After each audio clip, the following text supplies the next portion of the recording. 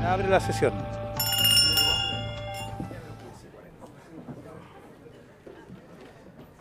El acta de la sesión 152 se da por aprobada. Las actas de las sesiones 153 y 154 quedan a disposición de los señores diputados. Cuenta. El señor secretario dará lectura a la cuenta. Señor secretario. Gracias, presidente. Se recibió un proyecto de ley iniciado en moción que modifica la ley 18.216, que establece penas que indica como sustitutiva a las penas privativas o restrictivas de libertad respecto de sustitución de penas para extranjeros. 2. Proyecto de ley iniciado en moción que modifica la ley orgánica constitucional de la Contraloría General de la República para fijar un plazo para nombrar al Contralor General de la República. 3. Un oficio del Ministerio del señor Ministro Secretario General de la Presidencia, en virtud del cual, en relación a la petición del diputado señor Jaime Pilowski para fusionar los proyectos identificados con los números 9.956-07 y 10.155-07 referentes al delito de corrupción entre particulares por compartir ideas matrices, solicita que sobre el particular la evaluación de dicha fusión se efectúe una vez que se haya realizado la discusión general por parte de esta comisión a fin de determinar si existe mérito suficiente para ello. Eso es todo, presidente. Muchas gracias, señor secretario. Le ofrezco la palabra sobre la cuenta. Muy bien. Entrando en la orden del día, la sesión tiene por objeto continuar la discusión del proyecto que regula la despenalización de la interrupción voluntaria del embarazo en 3 causales. Boletín 9895-11. Doy la bienvenida a la ministra directora del CERNAL, señora Claudia Pascual, a su equipo, tengo entendido que la acompaña, y también a nuestros invitados. En primer lugar, don Álvaro Paul, profesor de Derecho Internacional y Derechos Humanos de la Pontificia Universidad Católica, doctor en Derecho del Trinity College Dublín, máster en Derecho en la Universidad de Oxford. Y también a nuestra invitada, la señora Alejandra Zúñiga Fajuri, abogada, doctora en Derecho. No tengo los datos de la universidad, probablemente después me los podría dar para el registro. Le agradezco que hayan venido. Nosotros nos encontramos revisando este proyecto de ley, revisando y recibiendo las opiniones de expertos, y usted ha manifestado la disposición de venir. La opinión de usted es muy interesante para esta comisión y yo quisiera partir dándole la palabra a alguno de ustedes. Diputado Osvaldo Andrade.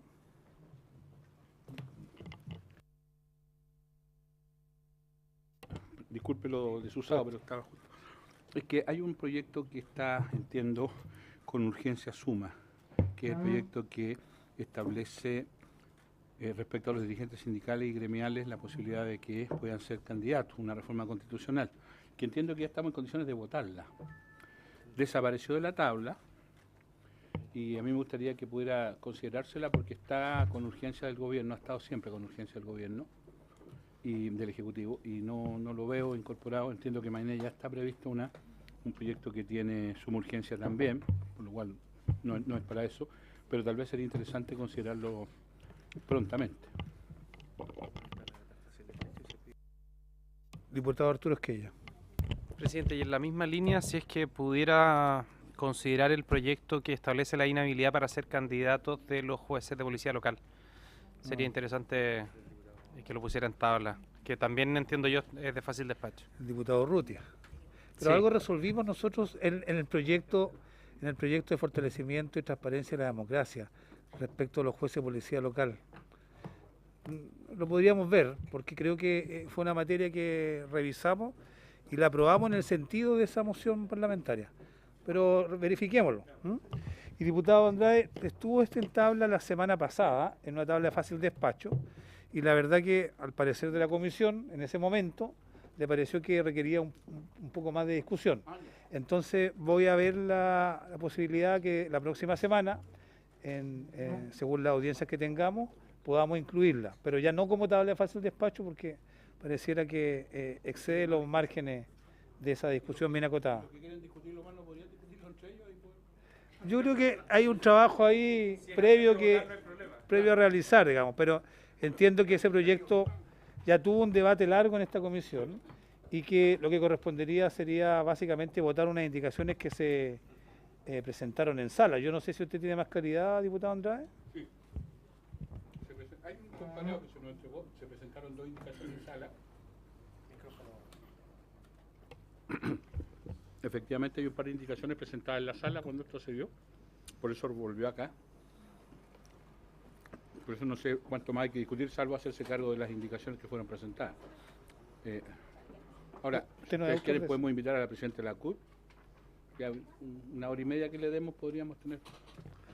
Bueno, vamos a dar el espacio para dar esa discusión. Yo creo que todo... Después de escuchar a Gutiérrez y a Carmona hoy día... No, por eso la ministra estaba calladita. Gracias, diputado Andrade. Muy bien. Se toma nota de lo expuesto. Muy bien, entrando al objeto de esta sesión, le ofrezco la palabra en primer lugar a doña Alejandra Zúñiga. Profesora. No, tiene el botón blanco que está en la base del micrófono. ¿Aló? Ahí. Bueno, muy buenas tardes. Permítame pedirles que se imaginen que una mañana despiertan en la cama de un hospital, conectados de alguna manera a un hombre inconsciente que se encuentra en la cama contigua.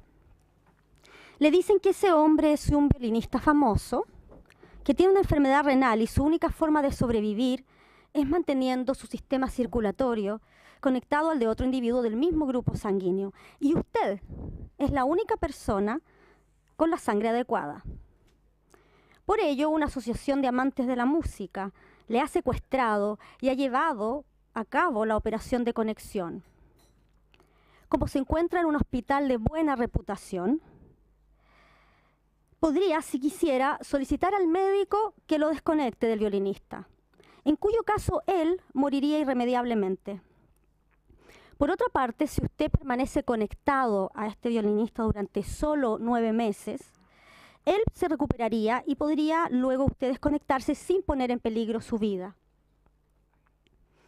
Este caso nos permite considerar por qué, si nos viéramos inmersos en esta situación inesperada, no estaríamos moralmente obligados a permitir que el violinista utilizara nuestros riñones durante 9 meses.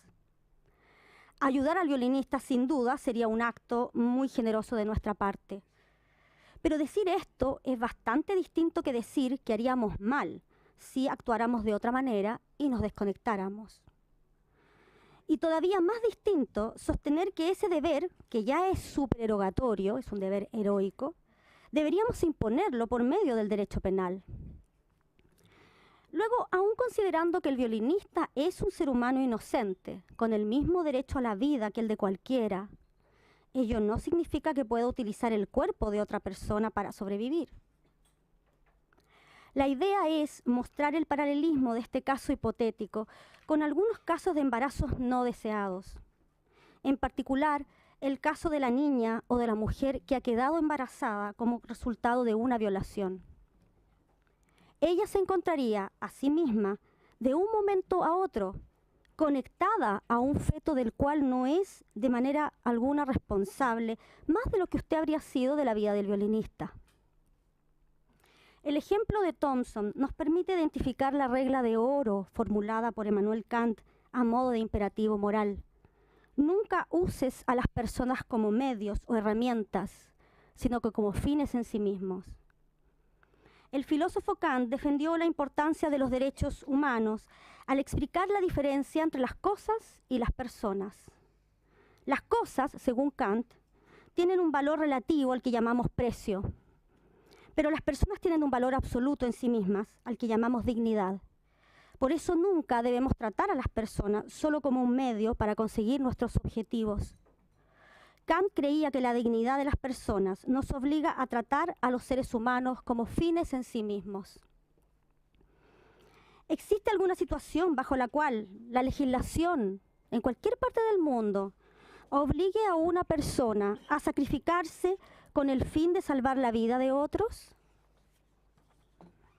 ¿Por qué no se razona igual con la niña o la mujer embarazada a consecuencia de una violación? ¿No deberíamos sacrificar su indemnidad física para salvar al embrión? no debemos tratarla como un medio para obtener un fin, por muy importante que nos pueda parecer. ¿Viola, por ejemplo, usted los derechos de alguien cuando se niega a donar sus órganos? Incluso si es para salvar la vida de su propio hijo. Sabemos que la respuesta evidentemente es no, pues toda donación es por definición voluntaria y la donación de órganos debe ser siempre libre, aunque de ello dependa la vida de una persona. Esta regla bioética se deduce del derecho a la integridad física y psíquica de las personas, del derecho a la inviolabilidad sobre su cuerpo, por lo que no hay delito, no hay reproche moral. Parece inevitable, entonces, preguntarse por qué ese derecho a la libertad e inviolabilidad del propio cuerpo, que las legislaciones de todo el mundo occidental le reconocen sin excepción a los seres humanos, se pone en cuestión solo cuando se trata de una niña o de una mujer embarazada. Porque ella sí debe prestar su cuerpo, ceder su cuerpo a otro si no quiere terminar en prisión. La penalización del aborto, en todas las circunstancias, despoja a las niñas y a las mujeres de su derecho fundamental, constitucional, a la vida, a la integridad física y psíquica, en especial cuando es resultado de una violación. Se las reduce a cosas, a instrumentos, vulnerando el imperativo de Kant. Es por ello que el Comité contra la Tortura ha manifestado que la penalización total del aborto es incompatible con la Convención contra la Tortura y ha demandado a Chile a modificar el tratamiento penal del aborto terapéutico y de los abortos producidos por causa de violación o incesto. Obligar a una mujer a continuar con un embarazo que ha sido producto de una violación, ha dicho el comité, es una forma de tortura. Como lo sería obligarle a usted a permanecer conectado al violinista o a donar sus órganos para salvar la vida de niños inocentes. Es por esta razón, y no porque se ponga en cuestión la importancia o la valía de la vida del no nacido, es que es exigida la despenalización del aborto en ciertas causales. Es por el principio moral de Kant, que sustenta la idea de dignidad humana. Somos dignos porque somos fines y no medios, que uno de los objetivos de desarrollo del milenio de la Organización Mundial de la Salud ha sido precisamente despenalizar el aborto en casos de violación. A este llamado de la Organización Mundial de la Salud se suman la Comisión Interamericana de Derechos Humanos, el Comité de Derechos Humanos de Naciones Unidas, Amnistía Internacional, Human Rights Watch, etc. ¿Será que todas estas organizaciones de derechos humanos son promotoras de crímenes contra la humanidad? ¿Cómo es posible que se equivoquen de modo tan grave respecto de una cuestión moral tan obvia? ¿Están animadas por propósitos perversos? ¿Son dirigidas por seres irracionales? No. La razón, insisto, es que no es que desprecien la vida del embrión o que consideren que no merece protección. La razón simplemente es el reconocimiento de la dignidad de las niñas y mujeres embarazadas, el reconocimiento de que son personas y que al igual que no se puede a usted obligar a sacrificarse para salvar a otro, no se les puede a ellas obligarse a sacrificarse obligatoriamente para salvar al embrión. La mortalidad materna es la principal causa de muerte entre las mujeres en edad fértil en los países desarrollados, y la inmensa mayoría de esas muertes son evitables, lo que evidencia que se trata, y esto lo ha dicho UNICEF, de la mayor desigualdad sanitaria del mundo. La Organización Mundial de la Salud dice que aunque ha habido una tendencia a la baja en el número de hijos, ello no ha evitado que más del 50% de los embarazos todavía en el mundo sean no deseados. Por ello, la condena penal en Chile es una condena a muerte para las mujeres embarazadas que utilizan después mecanismos peligrosos para terminar con sus embarazos. Por ello, tantas organizaciones de derechos humanos nos demandan a Chile una y otra vez despenalizar el aborto terapéutico y especialmente el aborto por violación. Ahora, no solo tenemos, como hemos visto, fuertes razones morales para despenalizar el aborto, también hay que decir que hay razones relacionadas con la jurisprudencia internacional reciente de la Corte Interamericana de Derechos Humanos. ¿Por qué Chile debe despenalizar el aborto a la luz de la reciente sentencia Artavia Murillo? La Corte Interamericana ha dispuesto que para la aplicación del control de convencionalidad no debemos detenernos exclusivamente en el texto del tratado al que se refiere, sino que debemos incluir la interpretación que la Corte hace de ese tratado. Es más, el parámetro ni siquiera es solo la Convención Americana de Derechos Humanos, también otras normas de derechos humanos de las cuales el Estado es parte.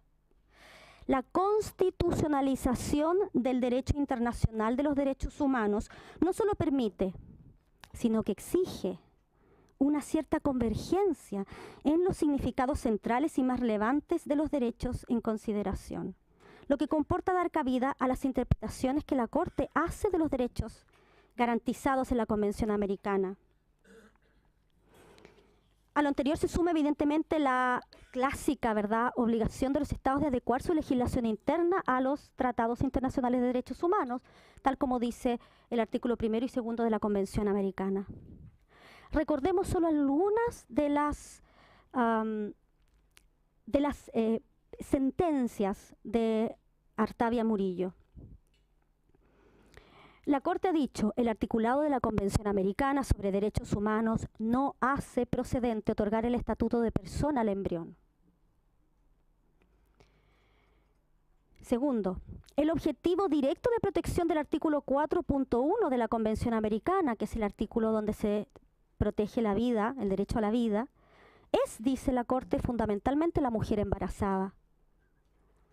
El objeto y fin del artículo 4 es que no se entienda el derecho a la vida del concebido como un derecho absoluto.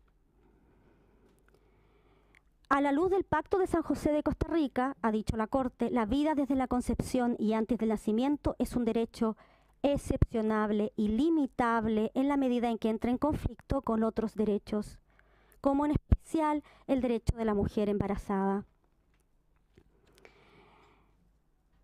En base al principio de interpretación más favorable de los derechos y libertades reconocidos en la Convención Americana, se declara, dice la Corte, inadmisible la protección absoluta del derecho a la vida, en especial aquella que suponga la supresión del goce y ejercicio de los derechos y libertades reconocidos por la Convención a las personas.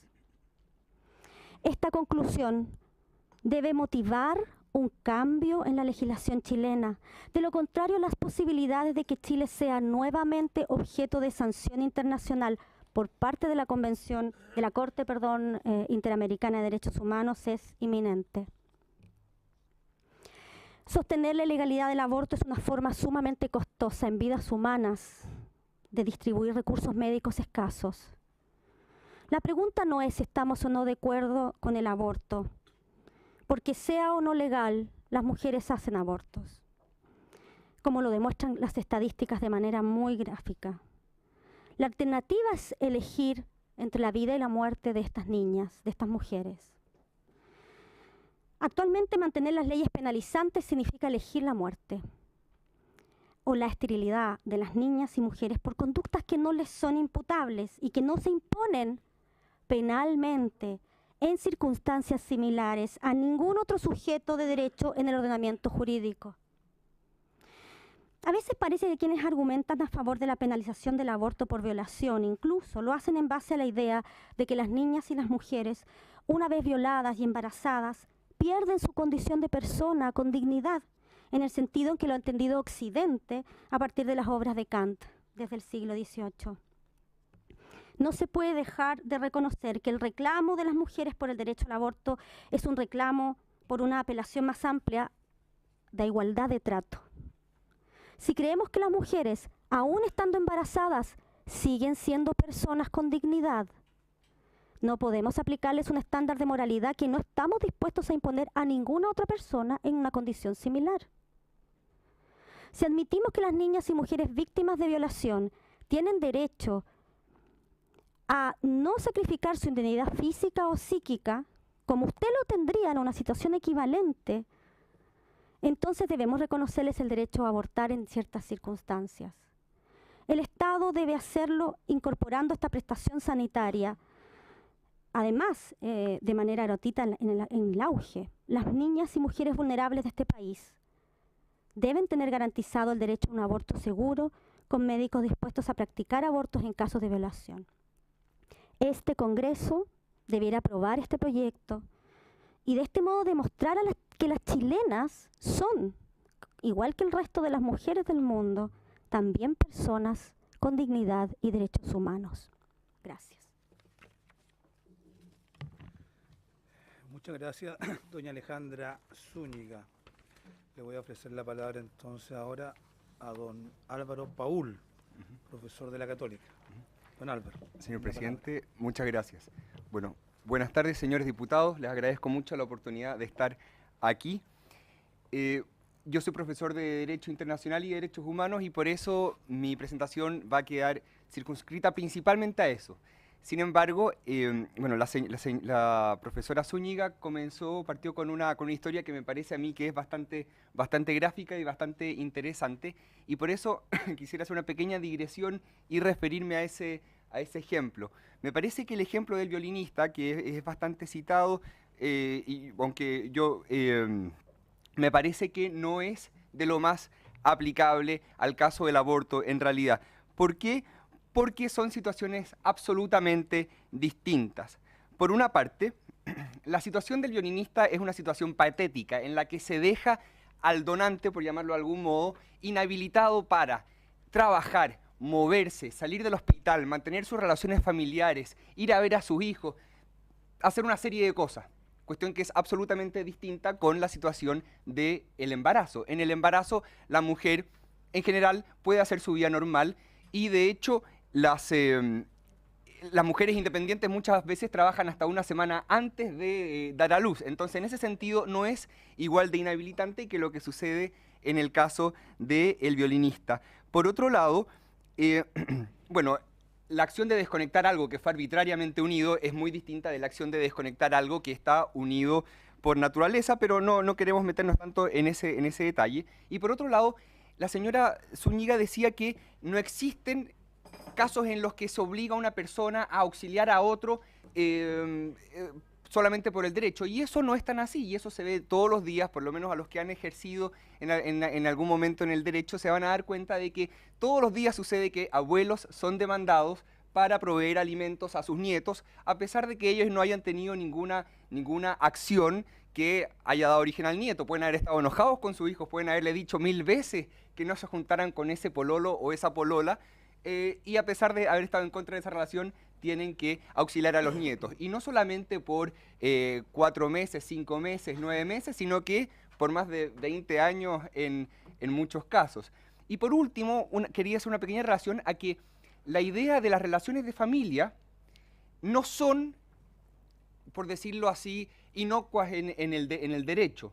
No es lo mismo que a uno lo conecten a un violinista que no es su familia, que si a uno lo conectan con su hijo, con su nieto. Vemos que la relación de familia en el caso del nieto y el abuelo son verdaderamente importantes, y especialmente también en el deber de auxilio. También tenemos que pensar que el derecho penal sanciona la omisión de auxilio de un desconocido a otro desconocido. O sea, imagínense qué sucede si además existe una relación de familia. Entonces, en ese sentido, me parece que esa imagen, que es muy interesante, especialmente para hacer como elucubraciones de laboratorio, por decirlo así, y cuestionantes morales, bueno, me parece que no es realmente aplicable en este caso del aborto. Ahora entonces parto con mi presentación.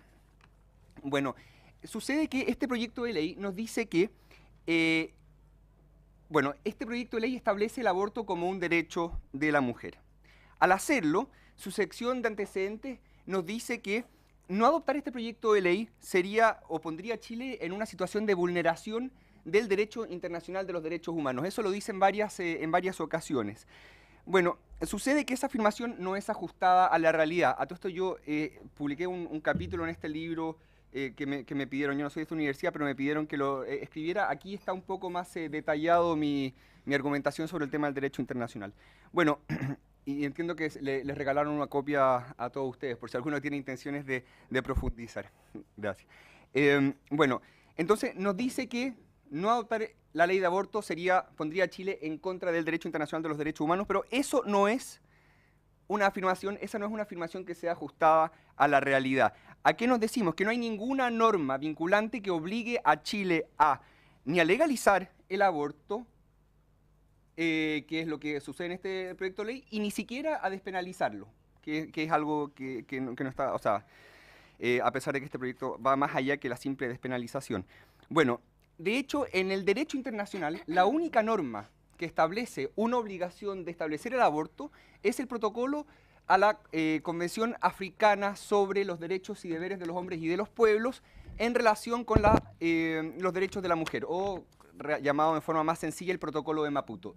Ese es el único tratado internacional que establece una obligación para los estados de despenalizar el aborto, y ese por supuesto que no es relevante para Chile porque se refiere a la realidad africana. Y es bastante curioso que este proyecto exista en esa región, porque es la segunda región más protectora de los derechos del no nacido. Y eso hace pensar que probablemente esto se debió a presiones internacionales que se ejercen sobre países que son de escasos recursos a través de sanciones económicas, etcétera.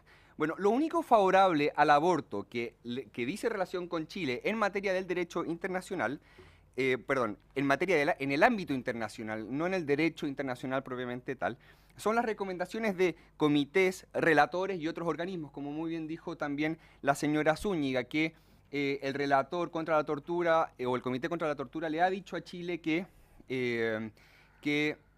apruebe el aborto. Sin embargo, todas esas recomendaciones no son vinculantes, son simples argumentos de autoridad que tendrán mayor o menor efecto dependiendo de la autoridad que se le conceda a ese relator o a ese comité. Del mismo modo en que una figura internacional puede recomendar algo, bueno, la fuerza de esa recomendación dependerá de la autoridad que se le entregue. Entonces, por una parte no son vinculantes y por otro lado tampoco pueden considerarse que sean interpretaciones auténticas de la convención que estos comités muchas veces están llamados a supervigilar. ¿Por qué? Bueno, ya la Corte Permanente de Justicia Internacional dijo en el caso Jaborcina que la única interpretación auténtica que existe en materia del derecho internacional es aquella que es entregada por aquellos entes que pueden derogar o modificar la norma que se está interpretando. Lo mismo sucede a nivel nacional. Ustedes son los únicos intérpretes auténticos de la ley.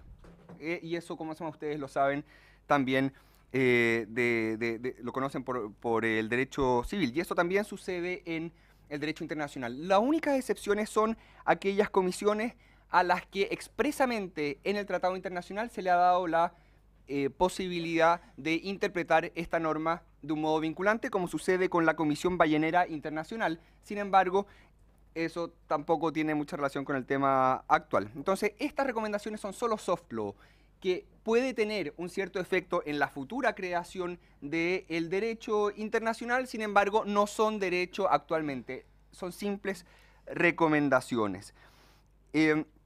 También es interesante notar que ha habido algunas de estas recomendaciones que son favorables al no nacido. Por ejemplo, el Comité contra la Discapacidad también ha señalado que el establecer condiciones de aborto más favorables o menos protectoras en el caso de niños discapacitados es contrario al Tratado contra la Discapacidad. Sin embargo, nuevamente, esas son simples recomendaciones que pueden ir en uno u otro sentido. Bueno, también acá es interesante un poco referirse a esto del Comité contra la Tortura, que ha considerado el aborto una forma de tortura. Bueno, pero todos ustedes saben, tienen una idea de lo que es la tortura.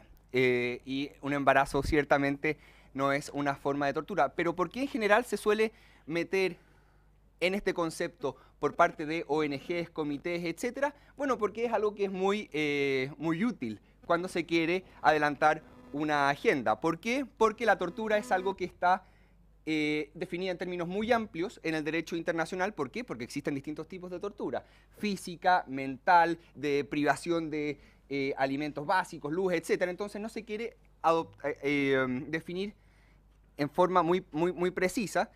Entonces la gente piensa, bueno, quizá podríamos decir que distintas cosas son tortura. Se ha dicho que una serie de cosas, por ejemplo, bueno, la utilización de pruebas basada en tortura,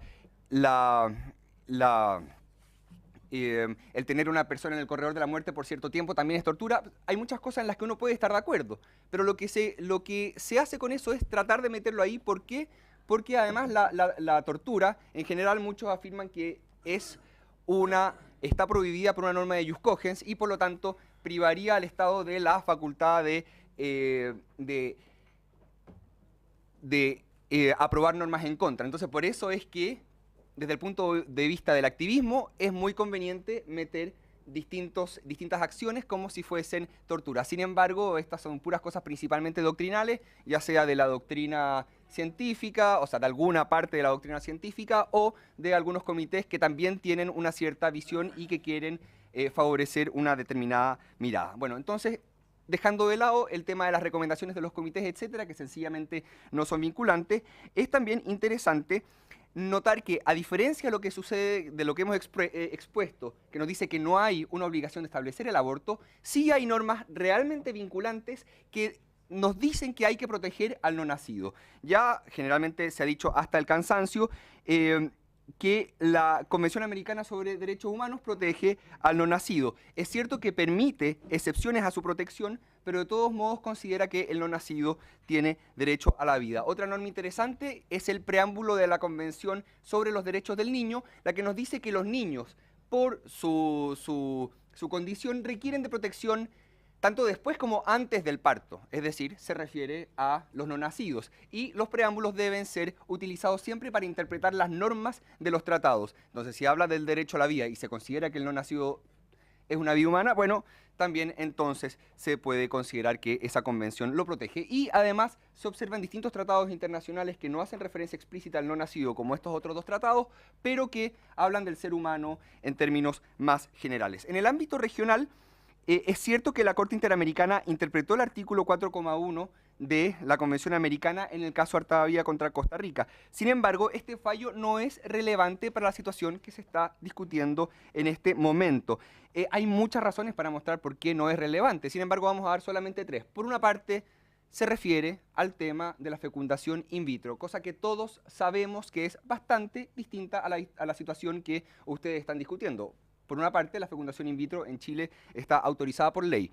Por otro lado, es aplicable a Costa Rica y no a Chile. Es cierto que la Corte Interamericana habla de la doctrina del control de convencionalidad. Sin embargo, esa doctrina es muy discutida en la doctrina y la jurisprudencia nacional no la ha aceptado como una norma, como una doctrina que sea realmente aplicable, al menos nuestros tribunales superiores de justicia. Por último, cualquier cosa que este fallo haya dicho que no se refiere explícitamente a la decisión del asunto que es sometido a su conocimiento, es obiter dicta. ¿Qué significa esto? No es la ratio decidendi, no es aquello que sirve como precedente para casos futuros. Además, la Corte Interamericana no funciona con precedente y de hecho bien se podría decir, como dijo el juez Biogrossi, el juez chileno, en su voto disidente del caso Artavia, el caso Artavia por su parte viola precedentes anteriores, porque la Corte Interamericana previamente había dicho que el derecho a la vida era el derecho más fundamental y que por lo tanto no cabían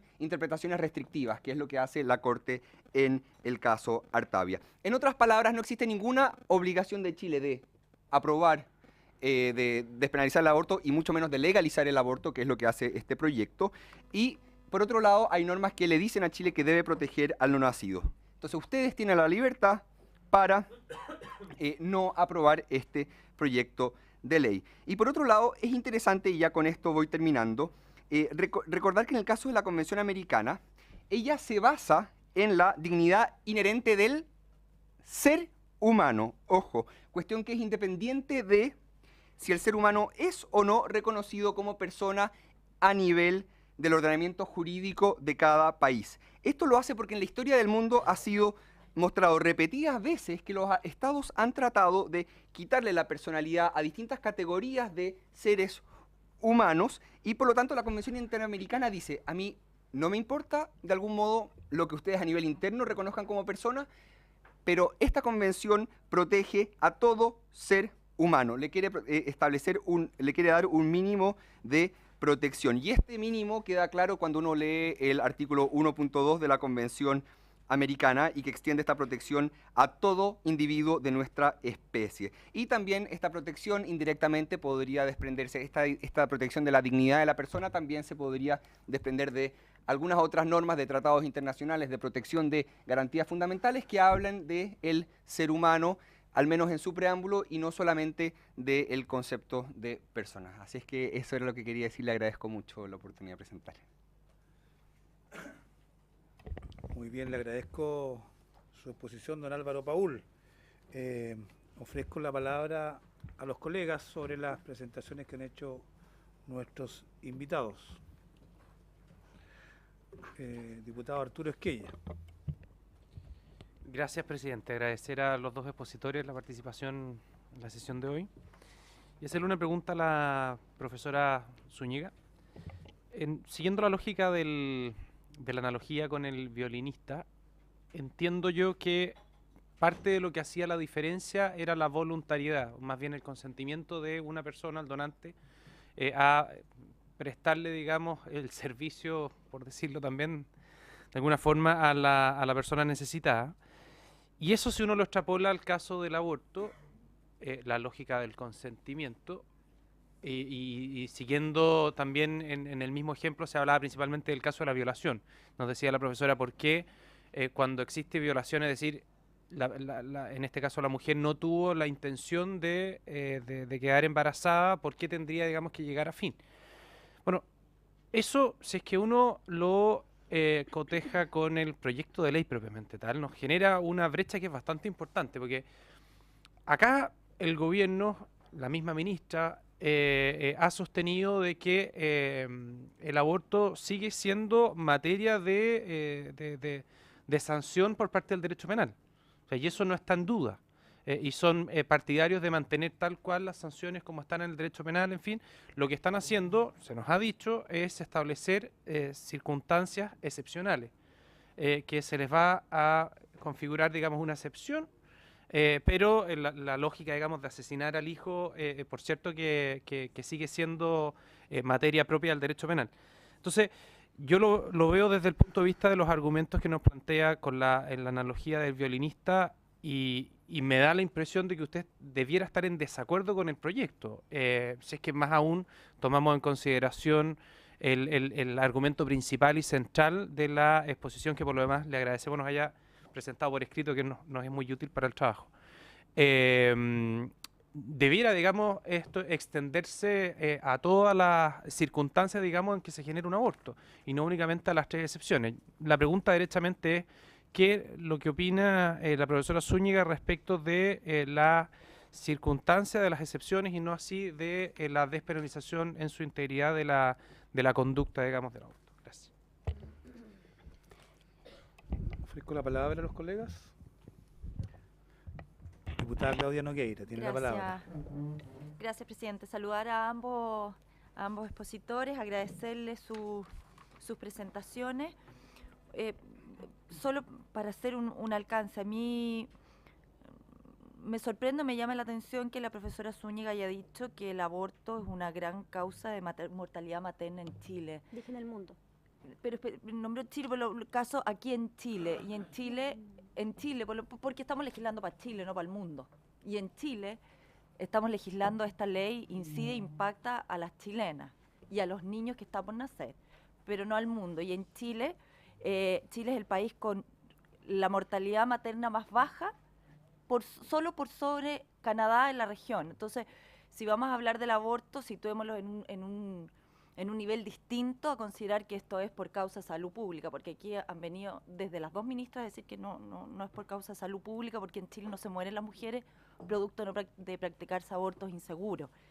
Y así es así lo ha dicho y está grabado por lo demás, de que este no es un problema de salud pública, sino de equidad, un tema más bien ideológico.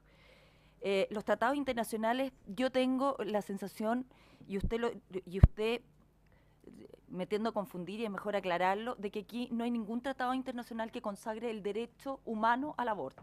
Ninguno. El derecho humano al aborto, ningún tratado, y a mí me gustaría que usted dijera cuál tratado internacional, porque yo me confundo al que usted haga un paralelo entre recomendaciones por su intermedio presidente y tratados internacionales. Las recomendaciones claramente no son vinculantes para nuestro país, no así los tratados que han sido ratificados por Chile. Entonces, esa confusión como un imperativo ético del mundo a llamar a Chile, además usted habló por su intermedio presidente de que Chile se arriesga a otra sanción por no consagrar el aborto.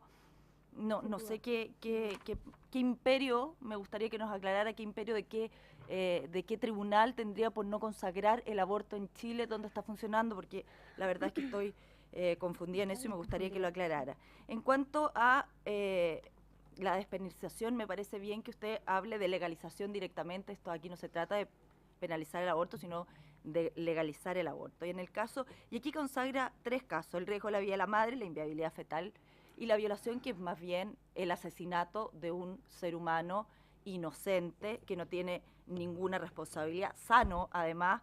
Y en esto, ya que ambos o uno, al menos uno de los dos, es profesor o experto en derechos humanos, me gustaría que nos dijera ambos qué dignidad le atribuyen al ser humano que está por nacer. Porque si nos vamos a la Convención de Derechos del Niño, el artículo 1 define a un niño como todo ser humano menor de 18 años.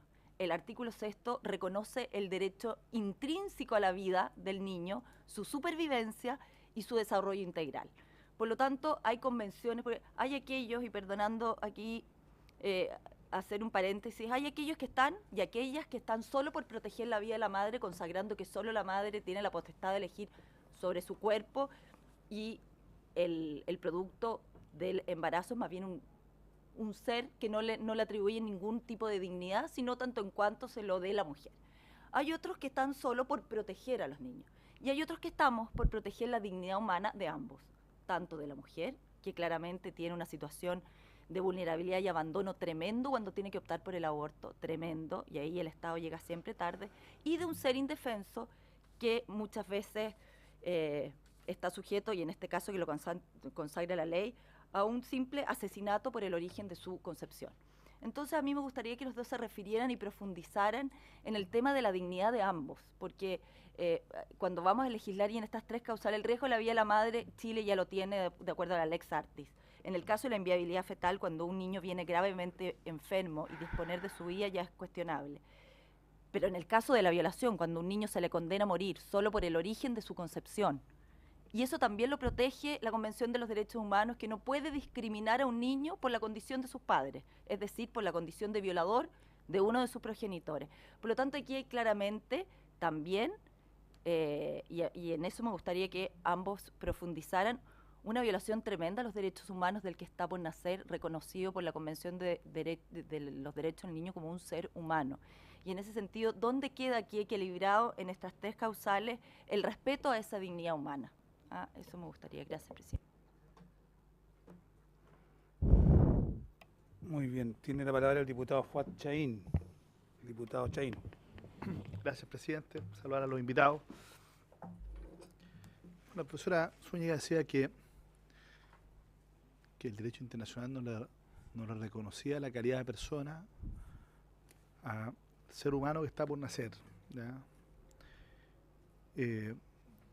Sin embargo, independientemente de aquello, ya que yo creo que una discusión abierta, no zanjada, nuestra constitución política protege la vida del que está por nacer, independientemente de cuál es la calificación que le queremos dar, de persona o no persona, pero la constitución política efectivamente protege la vida del que está por nacer. Entonces, tiene un amparo constitucional la vida del que está por nacer, sin lugar a dudas. Y hemos discutido acá, yo soy de los que cree que manteniendo la sanción penal por el aborto y no haciendo nada más, claramente no estamos protegiendo la vida del que está por nacer, porque la sanción penal ha demostrado ser ineficaz para poder evitar que ocurran abortos. Pero si es que nosotros efectivamente llegamos a eliminar la sanción penal en algunas de estas causales. Y no hacemos otra cosa, evidentemente, que vamos a seguir desmejorando la protección jurídica del que está por nacer. Y por tanto, a mi juicio, estaríamos vulnerando, violando nuestra constitución política. Entonces, ¿cómo nosotros, a su juicio, podríamos satisfacer ese mandato constitucional de proteger la vida del que está por nacer y a la vez, ¿no es cierto?, permitirnos destipificar o legalizar, como le quieran llamar? Yo sé que tiene cierta implicancia. A mí, si es necesario que le llamemos legalizar, para que efectivamente no solo exista una eximente de la responsabilidad penal, sino que efectivamente se puedan prestar, digamos, los servicios desde el punto de vista sanitario, ¿no es cierto?, para que las condiciones que esta interrupción del embarazo sea como corresponde. Y si por hacerlo así le queremos llamar legalizar en estas causales excepcionales, yo no tengo problema. Pero ¿qué es lo que deberíamos hacer? Porque a mí lo que me parece que, indudablemente, que el solo despenalizar, me parece a mí que lo que hace es bajar el estándar de protección y por lo tanto sí podríamos estar vulnerando la Constitución, pero ¿qué cosa podríamos nosotros, como Estado, ¿no es cierto?, en este mismo proyecto incorporar para poder realmente, a lo mejor con alguna medida más eficaz que la sanción penal, más eficaz que la tipificación, podemos proteger la vida del que está por nacer? Esa es una pregunta para usted y para ambos, que hay una cosa que a mí por lo menos me parece que es fundamental resolver bien, porque nuestra legislación penal establece que efectivamente este tipo de delitos son de acción penal mixta, es decir, que requieren de una denuncia por parte de la víctima para poder iniciarse una investigación penal. No se puede iniciar de oficio. Y tiene su razón de ser. De ahí que se ha explicado en muchas ocasiones que evidentemente por la naturaleza del delito hay personas que prefieren efectivamente no denunciar para no verse expuesta, digamos, a algún tipo de estigmatización, etcétera. Sin embargo, en estos casos, estas personas, las mujeres, lo que hacen de alguna manera es renunciar, digamos, a mantener eso en su intimidad, porque naturalmente que tienen que comunicarlo a un tercero para los efectos de que se pueda evaluar y eventualmente proceder a la interrupción del embarazo.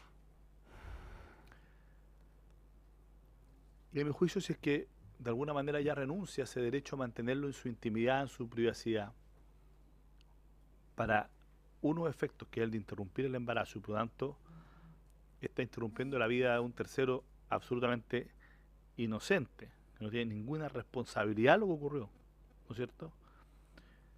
¿Por qué no se le da a esa comunicación el efecto jurídico de una denuncia para poder perseguir la responsabilidad del culpable, que es el agresor sexual, que es el violador?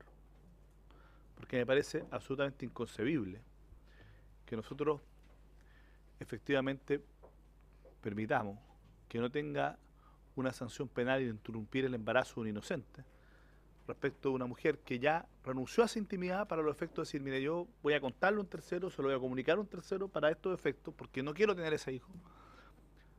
Sin embargo, esa renuncia no tenga un efecto jurídico para perseguir la responsabilidad penal del agresor. A mí me parece que ahí es donde estamos en un punto que a mí me parece que es fundamental.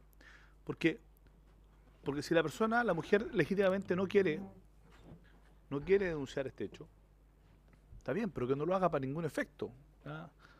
Reconozcamos ese derecho. Pero si ya lo está haciendo va a poder, insisto, interrumpir la vida del tercero inocente que está por nacer, entonces que también inmediatamente tenga la consecuencia jurídica de iniciar una investigación penal respecto del violador. A mí me parece que ese es un tema que no está bien resuelto en el proyecto, ¿ya? Y que por lo menos a mí me genera una tremenda complicación, digamos, para decirlo derechamente, así tal como está, por lo menos yo hasta la hora no he escuchado argumentos como para poder aprobarlo tal como está. Muy bien, le ofrezco la palabra en primer lugar a la profesora Alejandra Zúñiga. Ya, muchas gracias por todas las preguntas. A ver, voy a empezar de atrás para adelante. Yo creo que el proyecto creo que es perfectamente compatible con la Constitución, porque lo que la Constitución hace es precisamente delegar en ustedes. La Constitución no protege la vida que está por nacer, ¿verdad? La Constitución delega en los legisladores la protección de la vida del que está por nacer. Dice, la ley protegerá la vida del que está por nacer, ¿no? Luego, cualquier proyecto que suponga de alguna forma proteger la vida del que está por nacer es un proyecto perfectamente constitucional. Y yo creo que este proyecto, sin lugar a dudas, hace eso. ¿Por qué hace eso? Es muy simple. Sí, a ver, Chile no está inventando nada nuevo, ni se está inventando nada nuevo aquí con estas normativas. En todos los países del mundo, sin excepción, en los cuales se ha despenalizado el aborto, las tasas de aborto han disminuido. Porque lo que hacen, y por tanto se protege la vida del que está por nacer, ¿ah? Hay menos abortos. ¿Ah? ¿Y por qué hay menos? Y esto es en todas partes igual. ¿Y por qué hay menos abortos? Bueno, muy fácil. Porque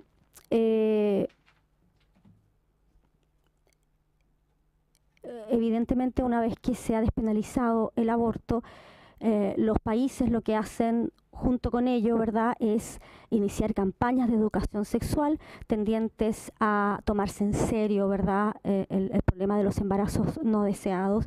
Y efectivamente, cuando se sanciona debidamente también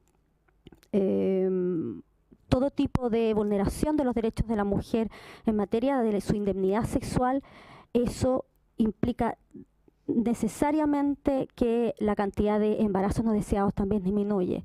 Entonces, nosotros no tenemos por qué esperar que en Chile pase algo distinto que lo que ha pasado en el resto del mundo. Y en el resto del mundo, donde existe normas que permiten el aborto en ciertos casos, insisto, eso no se hace por desprecio de la vida del que está por nacer. Eso no se hace con el objetivo de alguna forma cambiar los valores sociales y decir, bueno, ahora vamos a considerar a este grupo de seres humanos como menos. No, lo que se hace simplemente es buscar mecanismos que permitan garantizar la vida de las personas, que son las mujeres, y de aquellos seres que están en formación y que por situaciones, ¿verdad?, que nadie quiere que existan, ¿verdad?, necesariamente tenemos que entrar a ver cómo conciliamos esos dos derechos que están en juego. Lo relevante entonces es que sí, lo ha demostrado, además, esto lo pueden ustedes conversar más con penalistas, ¿verdad?, pero esto está demostrado en todo el mundo, y por eso es que, fíjense, por eso una Organización Mundial de la Salud, ¿verdad?, la Organización Mundial de la Salud desde hace más de 10 años que está recomendando la despenalización del aborto. Todos los organismos internacionales recomiendan la despenalización del aborto. Y lo hacen con el objeto de proteger no solo a la mujer, sino también de disminuir las tasas de aborto. Y las tasas de aborto se disminuyen. Y eso es una estadística que es irrefutable en todo el mundo. Entonces usted me pregunta qué debe hacer, yo le digo, ¿quiere proteger la vida del que está por nacer? Apruebe este proyecto. Si ese es su interés, proteger la vida que está por nacer. ¿No?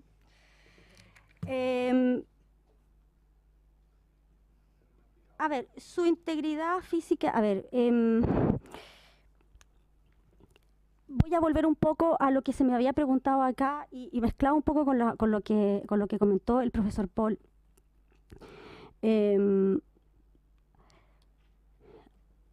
A ver, la interpretación de los tratados internacionales de derechos humanos, ¿verdad? Igual como ocurre con el derecho interno, de hecho el profesor Paul lo dijo varias veces, dijo, hay una interpretación oficial, que es la que hacen los tribunales de justicia respecto de la Constitución, ¿verdad? Respecto a la Tribunal Constitucional, respecto a la Constitución, respecto a la en general, los órganos encargados de interpretar las normas jurídicas.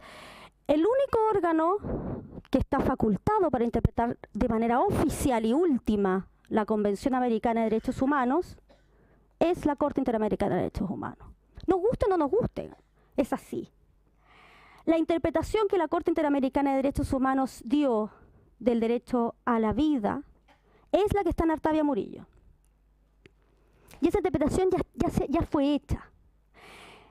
Yo no sé si ustedes conocen el caso Artavia Murillo, pero el caso Artavia Murillo es un caso que perfectamente podría haberse resuelto con las primeras 3 considerandos del fallo.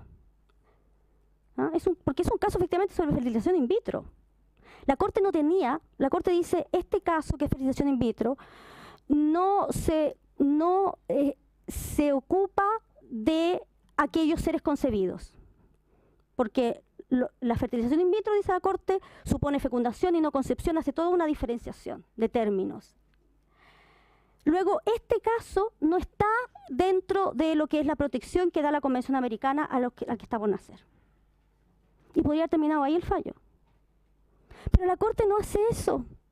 La Corte decidió hacer un fallo que se extiende precisamente a la problemática del aborto. Y decidió hacer aquello, y así lo han entendido todas las organizaciones que se ocupan de este tema. Lo que decidió la Corte fue dictar un fallo que precisamente por el control de convencionalidad, que por cierto lo aplica la propia Corte, o sea, el control de convencionalidad es una normativa, es una doctrina que ha hecho la propia Corte Interamericana. Y por tanto es obligatoria para Chile.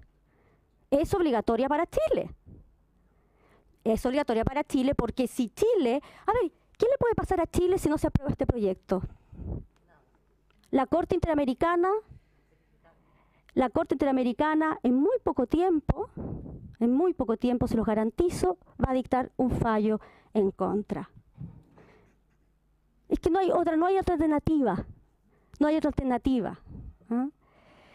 Chile ahora tiene la oportunidad, esta es una oportunidad, ¿verdad?, de evitarse el bochorno internacional que significa seguir manteniendo una legislación que vulnera los derechos fundamentales de las mujeres. Creo que como legisladores es responsabilidad de ustedes el interpretar la Constitución chilena conforme a un principio de interpretación evolutiva, que es el que la Corte Interamericana de Derechos Humanos ha impuesto ya con este fallo, y por tanto darle al artículo 19, número 1 de la Constitución un contenido que sea armónico con el artículo 4.1 de la Convención Americana. No veo de qué manera podríamos hacer otra cosa si queremos seguir formando parte del sistema interamericano de derechos humanos de buena manera, es decir, poniendo oídos y escuchando a lo que dicen los organismos internacionales de derechos humanos y cumpliendo con nuestra obligación de modificar la legislación interna cada vez que esta legislación vulnera un derecho fundamental. Finalmente, solo quisiera decir que el caso Thompson no tiene nada que ver con el caso de el auxilio que el abuelito tenga que prestarle a sus nietos, no tiene nada que ver. Aquí estamos hablando de la indemnidad física y psíquica de una persona. Por eso, lo único que se puede emular al caso Thompson, al caso del violinista, son los casos de donaciones forzadas de órganos. Es el único caso que es capaz de simular lo que significa que a una mujer se le obligue a estar embarazada. ¿Mm? Solo eso, no es que si tengo que pagarle la pensión alimenticia a mi hijo, por favor. Aquí lo que está en juego, ¿verdad?, es la indemnidad física de una persona. Por eso es que el caso se suele emular en la legislación y en la literatura especializada. Del caso de los abortos obligatorios o sea, de los embarazos obligatorios, se suele hacer una emulación con lo que pasa con las donaciones forzadas de órganos, que sabemos que están prohibidas en todo el mundo por razones, por supuesto, muy comprensibles. ¿Mm? Gracias. Diputado Esquella. No, se me perdió algo, se me olvidó ¿Alguna Sí, solo- corrección? Es que ¿O yo creo alguna- que fue responsabilidad mía porque yo me di muchas Ya, vueltas ya. en la pregunta. Más simple, ¿se queda corto este proyecto desde la perspectiva suya? Sí, perfecto. A ver, en mi opinión, sí, esa era su pregunta, perdón que haya olvidado anotarla. Resumió en eso, después de toda la Ujú, vuelta. sí. A ver, en mi opinión, en mi opinión, yo soy experta en derecho internacional y derechos humanos también, y en mi opinión, este es el mínimo necesario para poder cumplir con las exigencias que todos los organismos de protección de derechos humanos nos están haciendo ahora, Chile. Es el mínimo, ¿de acuerdo?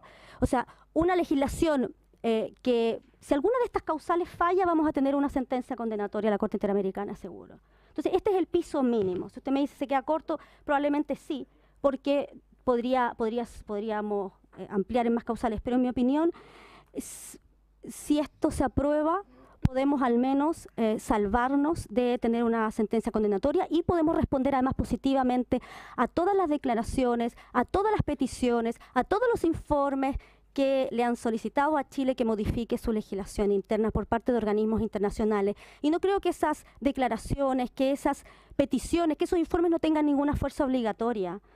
En el derecho internacional la fuerza obligatoria no deriva solamente de los tribunales. En el derecho internacional la fuerza obligatoria en general de los acuerdos que se toman se relaciona también con el compromiso de los estados de estar conforme con los estándares internacionales. Chile no cumple los estándares internacionales en materia de protección de los derechos de la mujer. Y ese es el problema. Gracias. Chaín me ha pedido la palabra para hacer una precisión. Solamente respecto de su respuesta, ¿ya? Que cuando me dijo que por qué en todos los países donde se despenalizaba el aborto disminuía, me dijo, bueno, porque hay campañas, pero entonces ¿disminuye el aborto por qué? ¿Por estas políticas públicas o disminuye por la despenalización? ¿Ya? O sea, porque... pero ¿cuál es la razón de la disminución? Porque usted dijo, disminuye, se despenaliza, ¿no es cierto? Entonces, al despenalizar, lo que ocurre es que disminuye los abortos porque esto va acompañado, dijo, de campañas de educación, etcétera. Entonces, más bien me parece que la causa efectiva de la disminución de los abortos son las campañas o las políticas públicas asociadas y no la despenalización en sí. Entonces, yo creo que se confunde un poquito el argumento. Y por último, hay solamente una línea para poder... A lo mejor lo que permite esto es poder identificar a las personas que están con la decisión o con la intención de practicarse un aborto y quizás la política pública puede llegar a ello y a lo mejor persuadirla de que efectivamente no abrirle otras oportunidades que no sea la del aborto. Y quizás para eso es mejor entonces discutir, ¿ya?, un modelo de plazos que un modelo de indicaciones. Y ahí me gustaría saber cuál es su opinión para los efectos de tener mejores políticas públicas mejor focalizadas para la prevención del aborto. Profesora.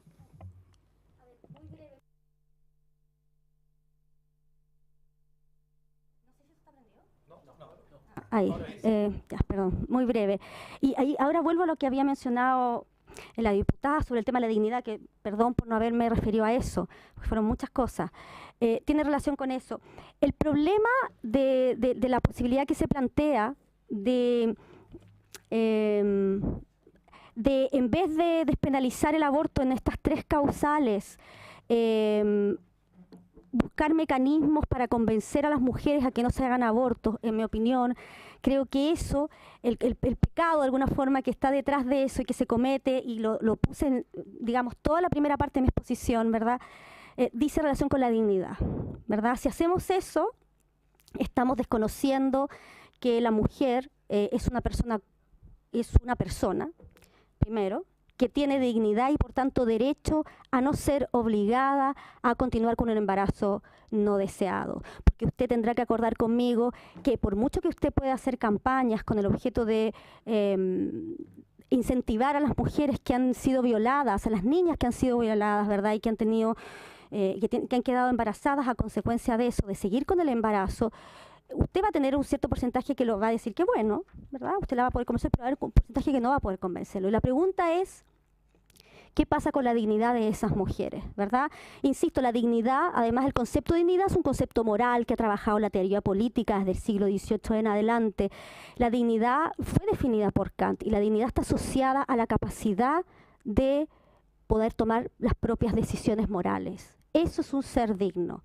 Kant diría que no es digno aquel sujeto que es tratado como un objeto, que no puede tomar ningún tipo de decisión moral. Y bueno, si queremos volver a Kant, Kant diría, por supuesto, que un ser no nacido no tiene dignidad porque no es persona, ¿no? Porque no tiene autonomía moral, ¿entiende? Pero desde un punto de vista estrictamente a lo que usted me pregunta, me parece que esa es la razón moral por la cual no basta con realizar campañas para convencer a las mujeres que no aborten. Porque las mujeres que quieren abortar, porque para ellas el embarazo es una tortura, y aquí me disculpa si estoy en contra de lo que tú dices, de que una niña de 11 años que tiene un embarazo de su padre no está sufriendo una condición de tortura, yo creo que es una liviandad afirmarlo, o siquiera dudar de que eso es así. Y por algo la comisión, el Comité contra la Tortura ha dicho que lo es. No lo ha hecho porque sí, ¿no? Es porque efectivamente es una condición de tortura. Por eso creo que lo ideal es entonces aprobar un proyecto que permita la despenalización del aborto en ciertas causales, en los cuales no podemos, si no queremos vulnerar la dignidad de la mujer y tratarla como objeto, como una cosa y no como una persona, tenemos que aprobar este proyecto. Bien. No hay problema. Sería bueno que apagara el micrófono. Eso. Gracias. ¿Diputada? Ya. Don Álvaro. Muchas gracias. Porque usted siempre es bienvenida si quiere hacer un comentario, ¿no? Ya, está bien. Sí, muchas gracias. Bueno, aquí como muy bien decía la profesora Zúñiga, son muchos los temas que hay que abordar. Bueno, yo voy a partir quizá refiriéndome al caso de si es o no liviandad el tema de definir qué es o no una tortura. Bueno, la verdad es que todos sabemos lo que es una tortura, todos tenemos una imagen de lo que es una tortura. Y por otro lado, también hay que pensar en la otra cara de la moneda. No sé si ustedes han visto, quizá aquí me voy a poner un poco farandulero, pero un video de Felipe Abello, no sé si ustedes lo conocen, es un presentador animador de televisión que a uno le puede gustar más o le puede gustar menos, pero él cuenta la historia de una mujer de Lota de 21 años que fue violada por un pariente muy cercano. Ese pariente muy cercano quiso llevar a esta mujer a abortar, a un paramédico. El paramédico, por distintos motivos, no pudo realizar el aborto, muy probablemente porque el aborto está penado por la ley. Esto sucedió hace 40 años. Ese niño que nació de esa violación es ahora Felipe Abello. Entonces, es cierto que las mujeres, uno no puede negar que están en una condición dificilísima, durísima, pero también sería bueno preguntarle a los niños que son estos terceros, muchos de los cuales son hoy en día hombres. Yo conozco otra situación de un caso un poco más cercano que no ha sido hecho público, así que no lo quiero decir, pero pensemos también en este tercero, me parece que es una buena opción. Por otro lado, voy a volver un poco con la afirmación que decía la profesora Zúñiga sobre el hecho de que al aprobar el aborto disminuye el número de abortos. Esto suena absolutamente contraintuitivo y por supuesto que lo es, porque de otro modo ustedes no estarían prohibiendo distintas conductas, pero tiene una fuente que es interesante. Esto, me parece que estas afirmaciones se basan en estudios como el del Guttmacher Institute, que tiene un artículo que se llama The Incidence of Abortion Worldwide. Y este instituto nos muestra que efectivamente, si uno analiza América Latina y lo compara con Europa, hay más abortos en América Latina que en Europa, por lo menos según este informe que se basa mucho en presupuestos, porque en Chile es muy difícil saber efectivamente cuál es el número de abortos, pero incluso considerando que las afirmaciones del Guttmacher Institute son adecuadas, el problema que tienen es que comparan de algún modo peras con manzanas. ¿A qué me refiero? Comparar Europa con Latinoamérica es muy distinta porque hay niveles distintos de desarrollo sociocultural, niveles distintos de acceso a medios económicos, niveles distintos de acceso a la educación. Entonces, si uno hace una cierta desagregación, muchas gracias María Teresa, si uno hace una cierta desagregación para comparar peras con peras y manzanas con manzanas, incluso con elementos muy básicos como el criterio socioeconómico, y uno compara Europa con América del Norte, que tiene desarrollos más o menos similares, uno se puede dar cuenta que en Europa, que tiene leyes de aborto más restrictivas que las de Estados Unidos y Canadá, tiene menos abortos que las de Estados Unidos y Canadá. Si uno compara Europa Oriental con Sudamérica, que tienen algunos niveles de desarrollo similares, uno se va a dar cuenta que América Latina, que tiene leyes más restrictivas en materia de aborto, tiene menos números de abortos según la información del Guttmacher Institute. Lo mismo pasa si uno compara África con el sudeste asiático. Entonces, el tema es comparar peras con peras y manzanas con manzanas. Yo estoy de acuerdo un poco con lo que dice la profesora Alejandra Zúñiga, en el sentido de que es posible que Chile sea condenado por la Corte Interamericana, del mismo modo en que es posible que Chile sea condenado por la Corte Internacional de Justicia. ¿Por qué? Porque los tribunales se equivocan. Los tribunales internacionales se equivocan, y todo esto lo sabemos si es que pensamos en el fallo de Chile con Perú. Nosotros teníamos los argumentos jurídicos y el tribunal falló de un modo inadecuado. Y es por eso que existe la máxima jurídica que dice extra compromissum arbiter nihil facere potest. El árbitro, el juez, no puede hacer nada que vaya más allá de lo que dice la norma. Y si el tribunal falla en contra de lo que dice la norma, bueno, es un problema del tribunal y no del Estado que actuó de buena fe. Pero del mismo modo en que la Corte Interamericana podría fallar en contra de Chile, también podría fallar a favor de Chile, dependiendo de la composición que tenga el tribunal. De hecho, ha sucedido en varias ocasiones que la Corte con una composición dice una cosa y con otra composición ha dicho otra. Y esto pasa incluso en algunas cosas que son absolutamente rarísimas. Y la verdad es que yo me considero un artesano del derecho en todas las materias, salvo en materia de la Corte Interamericana, que eso es el ámbito donde yo más me he especializado. Y si alguno tiene alguna pregunta después, yo les podría decir más o menos qué sucede con el control de convencionalidad, si es o no es aceptado en Chile, cómo es el sistema de toma de decisiones de la Corte Interamericana. Por otro lado, también es interesante notar que la Corte Interamericana es cierto que es la intérprete última de la Convención, pero solo para el caso concreto, no de la Convención en abstracto. Asimismo, también, como decía la profesora Zúñiga, es cierto que la doctrina del control de convencionalidad es una doctrina de la Corte Interamericana. Efectivamente, pero de ella. Si es que los estados la aceptan o no, eso ya es otra cosa. Hay algunos estados que lo han aceptado y otros estados que no. Y también depende mucho del sistema de incorporación del derecho internacional al derecho interno. El diputado Chaín nos dice que la sanción penal no ha sido efectiva. Estoy en parte de acuerdo y en parte en desacuerdo.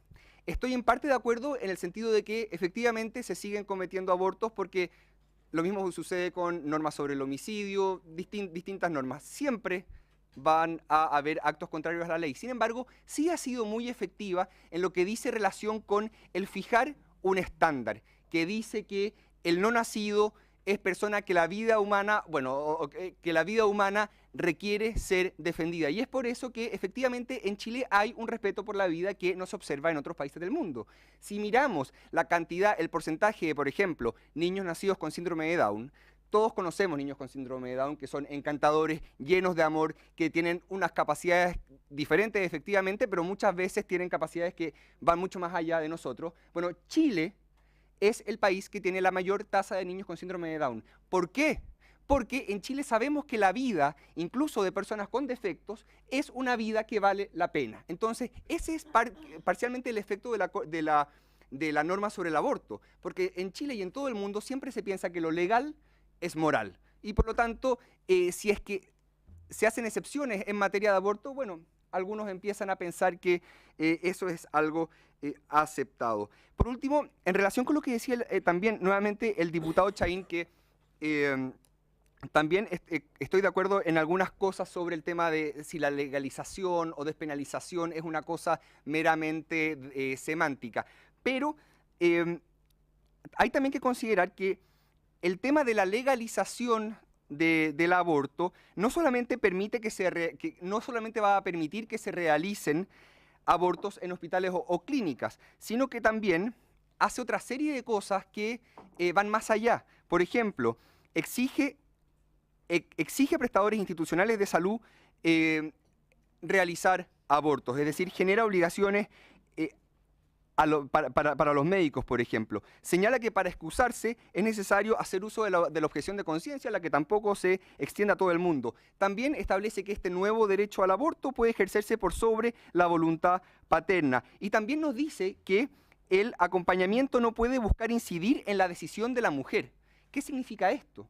El acompañamiento no puede incidir en la decisión de la mujer. Esto significa que para efectos de la ley, si la mujer aborta o no aborta, a la ley le es irrelevante.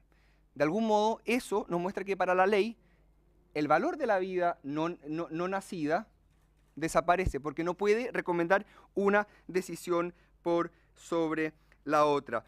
Y en materia de dignidad, si afecta esto la dignidad humana, bueno, por supuesto que lo hace. El proyecto no lo dice específicamente, sin embargo, ustedes saben que una cosa es la que aprueban los legisladores y después otra distinta es qué es lo que entiende la doctrina al analizar las normas que son aprobadas por los legisladores. Empiezan a sacar consecuencias y de algún modo la consecuencia lógica que se va a sacar de aquí es que hay categorías de seres humanos que pueden ver sus derechos coartados cuando ellos, coartados, o sea, su derecho más fundamental, del derecho a la vida, coartado cuando ello afecta los intereses de un tercero. Así es que eso, son muchas las cosas que nombraron, entonces no sé si me habría referido a todos, pero les agradezco nuevamente la oportunidad. Sí, ¿alguna duda? Va quedando poco. Sí, no. Porque Dos dudas, presidente. La primera es, no sé cuál era la sanción que había recibido Chile por qué tipo de sanción. Son ambos expertos en derecho internacional. Usted había dicho que Chile había recibido una sanción. No lo dijo, no sé qué sanción y de qué tipo de sanción ha recibido Chile y ahora se arriesgaba una segunda sanción. A mí me gustaría, para objeto de enriquecer el debate y poder tener esa información, si la profesora Zúñiga nos pudiera hacer llegar, porque yo no tengo esa información, sino muy por el contrario, el hecho de que en todos los países haya disminuido el aborto con ley, porque yéndonos al caso de España, puntualmente, en el caso de España, puntualmente, el aborto consagrado para restrictivamente versus el año en que se abre a causales libres, se mantiene. El aborto cuando se consagra restrictivamente sube y después de subir y aprobarse la ley de aborto libre, se mantiene. Ergo, lo que dicen absolutamente todos los especialistas es que el aborto restrictivo era una pantalla, pues no era tan restrictivo porque no subió después que fue libre. Entonces, a mí me gustaría que nos contara dónde están esas proyecciones de que el aborto ha bajado. Porque la frase para el bronce, si quiere proteger la vida del que está por nacer, debe aprobar el aborto, yo no veo por ninguna parte, la encuentro, por su intermedio, presidente, un poco insensata, dada a la luz de las informaciones y a la luz de lo que se trata este proyecto.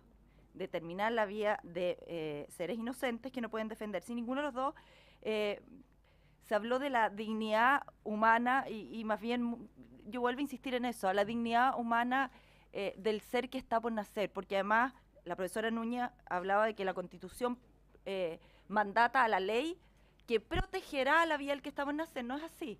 Lo que mandata es, la ley protege, que es distinto al futuro, protege la vida del que está por nacer. Y claramente para muchos sostenemos que la desprotege cuando consagra este tipo de leyes. Entonces, me gustaría más precisión en el lenguaje y sobre todo yo hablé de la Convención de los Derechos del Niño, porque aquí se han aludido, ustedes dos son expertos en derecho internacional, a muchas convenciones, a recomendaciones, que por cierto no son vinculantes, pero sí tenemos un tratado internacional que es vinculante para Chile, que es la Convención de Derechos del Niño, que protege la vida del que está por nacer, que protege al niño consagrándolo como ser humano, a no ser que ustedes me dijeran que el que está por nacer no es ser humano tanto en cuanto no nazca. Es un ser de la especie animal, bueno, hay muchos que nacidos también lo son, o de la especie material, No tengo idea, pero no humano. Entonces, a mí me gustaría que profundizaran más en conciliar la dignidad de la madre, por cierto, y yo comparto lo que dice la profesora Zúñiga en virtud solo del dolor, que es el que una mujer no tenga las suficientes herramientas para tener un embarazo sumamente doloroso. Diputada, sí. Estamos completando el tiempo de la sesión, pero si me permiten prorrogarla para que pueda nuestra invitada contestar. Ambos. Ya. ¿Les parece, colega? Muy bien. Muy breve, muy breve. Zúñiga. Muy breve. A ver, en España efectivamente tiene hoy tasas bajas de aborto. Eso es todo lo que puedo decir. En España las tasas de aborto son bajas. Son bajas, son como ocurre en todos los países desarrollados. Mucho menos de las que existían cuando el aborto era penado. Y eso ha pasado así en todo el mundo. Que es 2 más 2. Si esto es 2 más 2. No hay por dónde perderse. No hay por dónde perderse. Sobre la sanción, ¿no? Chile ha tenido sanciones, ¿verdad? Ha tenido varias sanciones en materia de derecho, por el derecho internacional, la última tentación de Cristo, ya conocemos varias sanciones, y esta va a ser una sanción sin duda. Preguntaba el diputado, ¿verdad? ¿Qué sanciones? Bueno, es una sentencia contraria de la Corte Interamericana en contra de Chile por vulnerar los derechos humanos. Ahora, ¿qué significa eso? Bueno, ante el derecho internacional, Chile queda como un país que vulnera los derechos humanos. Sabemos que las sanciones de la Corte Interamericana de Derechos Humanos no tienen mayor fuerza que eso. Es una sanción moral de alguna manera, es decir, señalar a nuestro país como un país que vulnera los derechos humanos. Así de simple, esa es la sanción que vamos a tener si este proyecto no se aprueba. Por favor, habla tú para que vuelva. Don Álvaro Paul. Muchas gracias. Ahí sí, gracias. Bueno, con relación a esto de que el número de abortos disminuye, ahí lo que hay también que tener en consideración es que los números que se comparan entre antes y después de la aprobación de la ley de aborto son números de estimaciones, porque como son ilegales, la gente no los pueden contar, versus el número de abortos reales. ¿Qué es lo que nos indica esto? No nos indica que el número de abortos disminuya con la legalización, eso sería totalmente contrario a la lógica. Lo que nos muestra es que las estimaciones están absolutamente infladas en los países donde el aborto no es legal para efectos de presionar por la aprobación del aborto. Yo creo que es una indicación más de eso que de lo otro. Con relación a las condenas, bueno, efectivamente Chile ha sido condenado en otras materias, no en materia de aborto. Pero, y como les digo, bueno, aquí Chile podría ser o no ser condenado, eso es algo que depende mucho de la conformación de la Corte Interamericana, pero incluso poniéndonos en el caso de que lo fuera, cosa que igual es hacer un poco de ciencia ficción, incluso en ese caso la pregunta es, bueno, ¿y a Chile qué? ¿Conviene que Chile vulnere los derechos humanos por la amenaza de una condena de un tribunal que en un caso en particular se estaría excediendo y actuando en contra de los derechos humanos? ¿O conviene que Chile, por defender la dignidad humana, se mantenga firme en materia de protección de la vida prenatal? Porque efectivamente sucede que a veces algunas condenas de tribunales internacionales, en caso de que fuera a pasar, porque eso es algo que también uno puede poner en duda, bueno, son sentencias injustas, como lo vimos en el caso quizá de Perú. Muchas gracias.